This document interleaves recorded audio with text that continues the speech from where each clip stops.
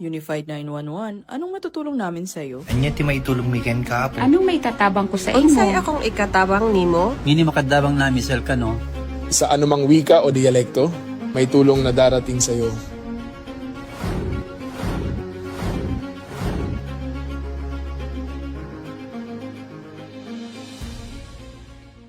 Lilingkod sa bawat Pilipino at magbibigay ng tamang impormasyon para sa tahimik at maayos na Pilipinas. Police News Network, alagad ng batas, tagapagtaguyod ng balitang pulis, sandigan ng mamamayan, patnubay ng katotohanan.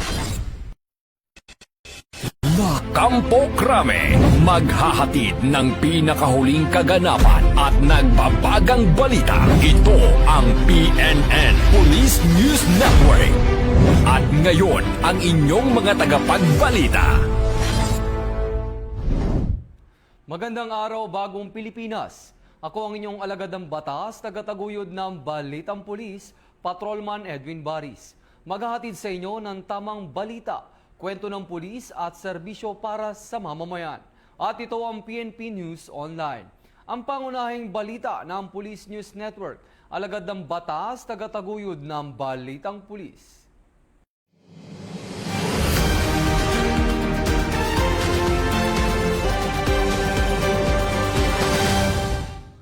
Narito ang mga balitang hatid ng ating PNN correspondents mula sa iba't ibang panig ng bansa.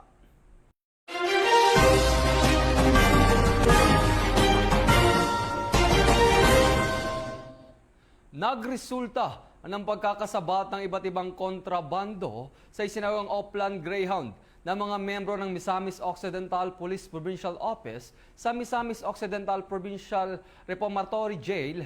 Layunin ng operasyon na masiguro ang kaligtasan ng bawat person deprived of liberty o PDL, jail personnel at publiko. Police Corporal Rapi Cobrero magbabalita.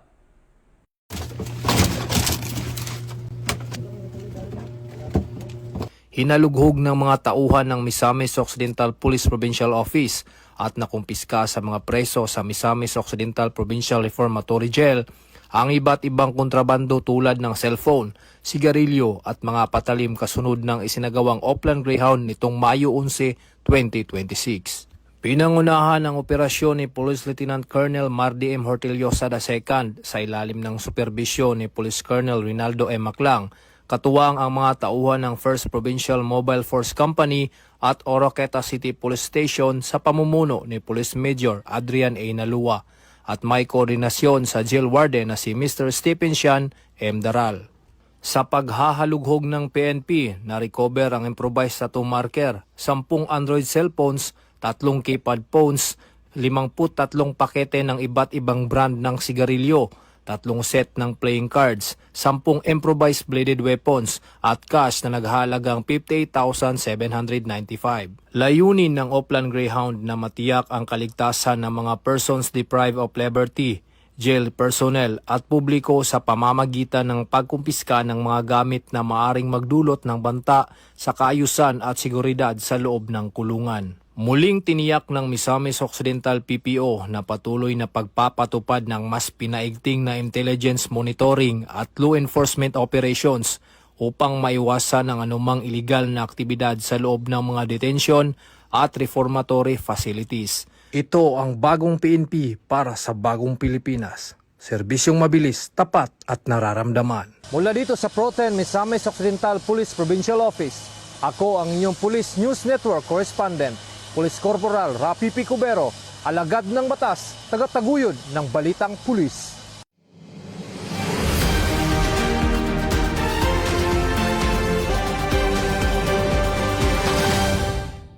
Maraming salamat, Police Corporal Cobrero.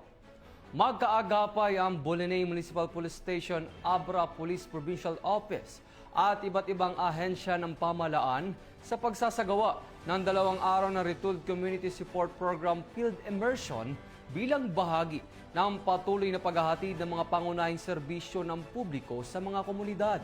Ilan sa mga serbisyong hatid ay ang medical consultation, information drive, libreng gupit, feeding program at iba pa. Ang magandang balita ay hatid ni Patrolwoman Maria Ela Garcia. Matagumpay na isinagawa ang 2 araw na RCSP Field Immersion Servisyo Caravan sa Barangay Dumagas at Barangay Bawian, Bolinay, Abra. Sa pangunguna ng LGU Bolinay, katuwang ang Abra PPO, Bolinay MPS, 2nd PMFC at iba't ibang ahensya ng pamahalaan, nito lamang 11 at 12 ng Mayo taong kasalukuyan. Dinaluhan ito ng mga tauhan ng Abra PPO sa pamumuno ni Police Captain Mary Jane M. Turqueza, Deputy Chief Picadu, sa ilalim ng pangangasiwa ni Police Colonel Charles L. Dumalig, Provincial Director. Dumalo rin ang iba't ibang ahensya ng pamahalaan gaya ng AFP, DOH, DOLE, DTI, NCIP, TESDA Abra, DOST, DA, DICT, PhilHealth at iba pang stakeholders upang mag-atid ng serbisyo sa komunidad. Tampok sa nasabing programa ang pagbibigay ng Police Clearance Processing Feeding Program, libreng gupit, free medical consultation, animal health program, pamamahagi ng mga binhi, delayed registration at iba pa na labis na ikinatuwa ng mga residente. Nagbigay rin ng mensahe sina Honorable Mayor Ronald S. Balauas at Honorable Vice Mayor Benipas Balauas habang iprinisinta ni na LGOO Elizabeth B. Layugan at Provincial Director Christopher Dave Alvarez ng DILG Abra ang overview ng RCSP Servisyo Caravan. Sa naturang aktibidad ay iginawad din sa bayan ng Bolinay ang Child Friendly Municipality Award mula sa NCIP.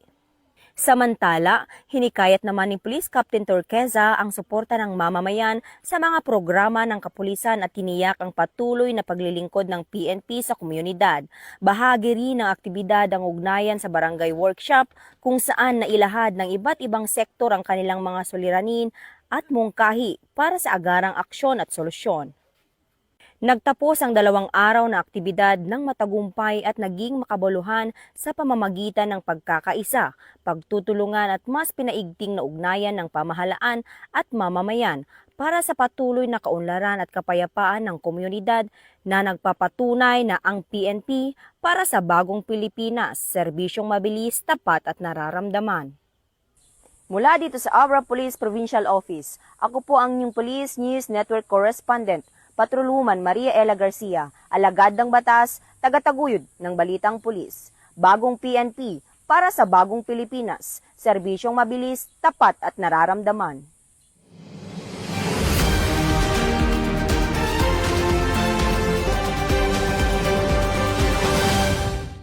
Maraming salamat, Patrolwoman Garcia.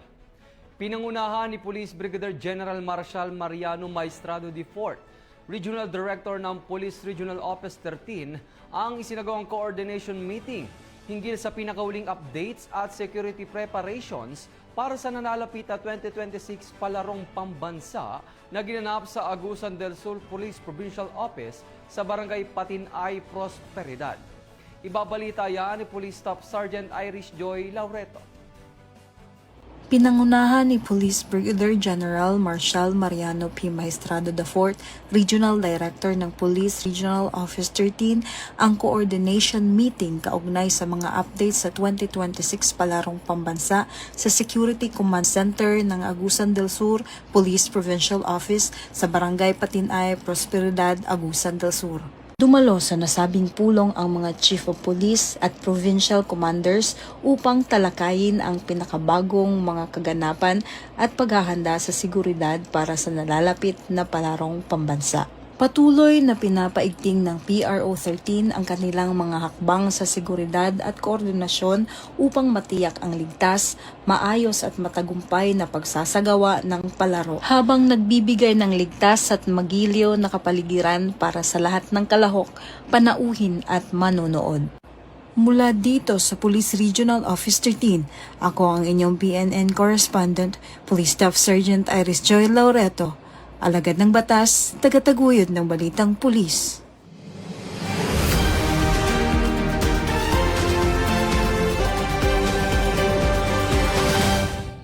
Maraming salamat, Police Staff Sergeant Laureto. Mabilis na rumusponde ang mga tauhan ng Regional Maritime Unit 5 matapos makatanggap ng ulat hinggil sa isang mangisdang nawala ng malay habang nasa karagatan. Sa pamamagitan ng maagap na aksyon ng kapulisan, na ihatid ang mangingisda sa pinakamalapit na pagamutan para sa agarang medikal na atensyon. Yan ang balitang hatid ni Police Staff Sergeant Hanitria Abad.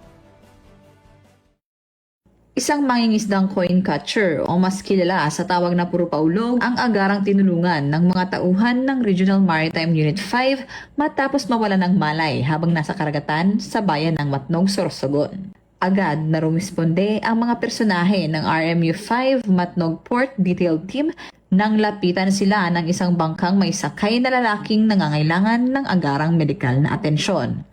Kinilala ang biktima na si Eddie Boy Gabelo, 38 taong gulang, may asawa at residente ng Barangay Tabunan, Matnog, Sorsogon.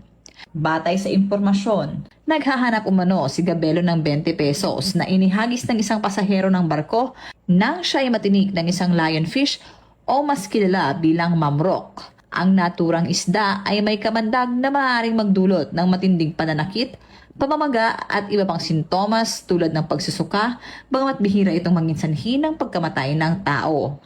Dahil sa mabilis na aksyon ng mga kapulisan, agad na naihatid ang biktima sa ospital upang mabigyan ng kaukulang lunas. Habang po kami nagpapatrolya, meron po kami narinig na sumisiguro at humihingi ng tulong. At agaran po namin pinuntahan. Naroon si tatay na nakahandusay at unconscious. Agaran po namin binuhat si tatay at dinala po namin sa pinakamalapit na pagamutan para sa kanyang pangunang lunas. Kami po sa PNP Maritime, handa po kaming tumukon anumang oras ang pangangailangan. Nagpaabot naman ng taus-pusong pasasalamat si Gabelo sa mga tauhan ng RMU 5 dahil sa maagat na pagresponde at tulong na kanyang natanggap. Muling pinatunayan ng Regional Maritime Unit 5 sa ilalim ng pamumuno ni Police Lieutenant Colonel Carl Omar H. Afiel ang dedikasyon sa paglilingkod sa mamamayan sa ilalim ng kanilang mantra na bagong PNP sa bagong Pilipinas, serbisyong tapat at nararamdaman. Mula dito sa Regional Maritime Unit 5, ako ang inyong PNN correspondent, Staff Sergeant Irene Hanitria Abad, alagad ng batas, tagataguyod ng Balitang Pulis.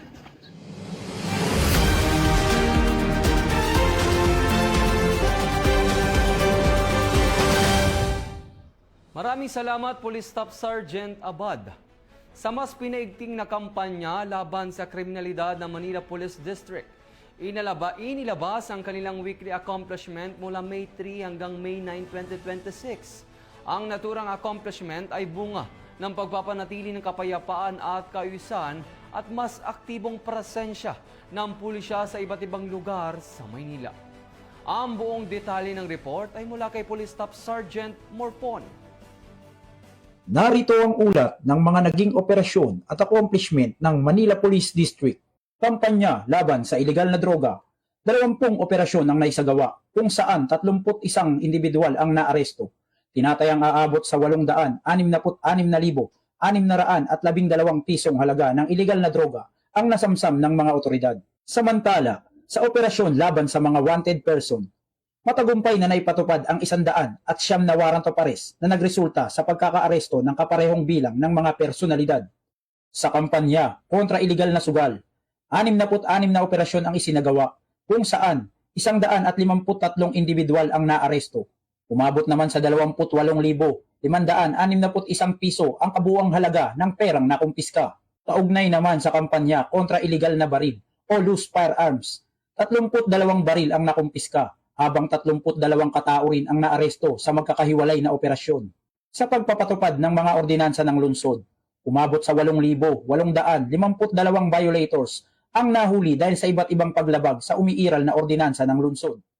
Patuloy rin ang pagsasagawa ng rescue operations ng mga otoridad sa 371 operasyon, 1,277 minor de edad ang nasagip. Mula dito sa Manila Police District, ako si Police Staff Sergeant Lionel Morpon, alagad ng batas, tagataguyod ng Balitang Pulis.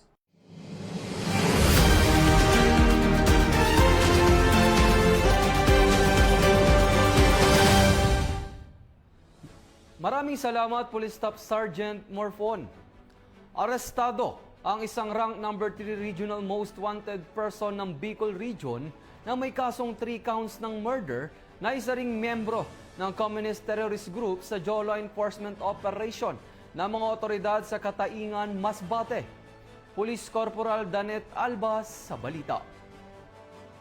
Isang regional most wanted person sa Bicol Region ang naaresto sa isinagawang joint law enforcement operation sa bayan ng Katayngan, Masbate nitong May 11, 2026. Kinilala ang nadakip na si alias Ramon na sa hustong gulang, magsasaka at residente ng bayan ng Palanas, Masbate. Siya ang rank number 2 regional most wanted person at nahaharap sa 3 kaso ng murder sa ilalim ng Article 248 ng Revised Penal Code at isa ding miyembro ng Communist Terrorist Group. Ayon sa ulat, naaresto ang akusado bandang 1:00 ng hapon sa Sitio Tiwasan, Barangay Nadawisan, Katayngan, Masbate sa bisa ng warrant of arrest na inilabas ni Honorable Chofilo Baroga Tambago ng Regional Trial Court Branch 46, Masbate City noong November 20, 2025, kung saan walang piyansang inirekomenda para sa kaso. Pinangunahan ng Masbate 2nd Provincial Mobile Force Company sa ilalim ni Police Lieutenant Colonel Freddy C. Herry ang operasyon katuwang ang Katayngan MPS, Philippine Army, Special Action Force, PIU at RIU-5 PIT.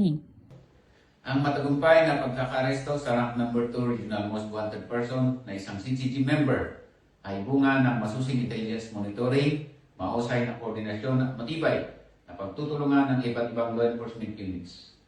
Patuloy naman ang paalala ng Masbate Police Provincial Office na pag-iigtingin nila ang kampanya laban sa mga wanted person upang mapanatili ang kapayapaan at kaayusan sa lalawigan ng Masbate. Ako po si Police Corporal Danet R. Alba, nag-uulat para sa Police News Network. At ito ang bagong PNP para sa bagong Pilipinas, serbisyong mabilis, tapat at nararamdaman.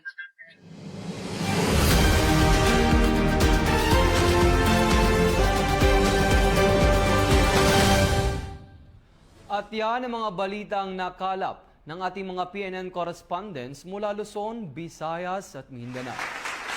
Para sa mas malawak at mabilis na ulat ng mga balita, huwag kalimutang mag-like, follow and share sa aming official social media accounts ng Police News Network. Tutok lang sa aming YouTube channel para sa mga live stream at replays. At i-follow kami sa X account para sa mga real-time updates at Facebook account ng Police News Network. Manatiling mapagmatyag at laging alamin ang totoo. Sa ngalan ng pamunuan ng Philippine National Police, sa pangunguna ni Chief PNP Police General Jose Melencio C. Nartates Jr. at sa pamumuno ni President Ferdinand Bongbong Marcos Jr., kami ay maglilingkod sa bawat Pilipino at magbibigay ng tama at balanseng balita. Mula rito sa tanggapan ng tagapag-ugnay ng Pambansang Pulisya ng Pilipinas, kami ang inyong alagad ng batas, tagataguyod ng Balitang Pulis. Ako ang inyong tagapag-ugnay, Patrolman Edwin Baris. Maghahatid ng tamang balita, kwento ng pulis at serbisyo para sa mamamayan. At ito ang PNP News Online. Ito ang bagong PNP para sa bagong Pilipinas. Serbisyong mabilis, tapat at nararamdaman.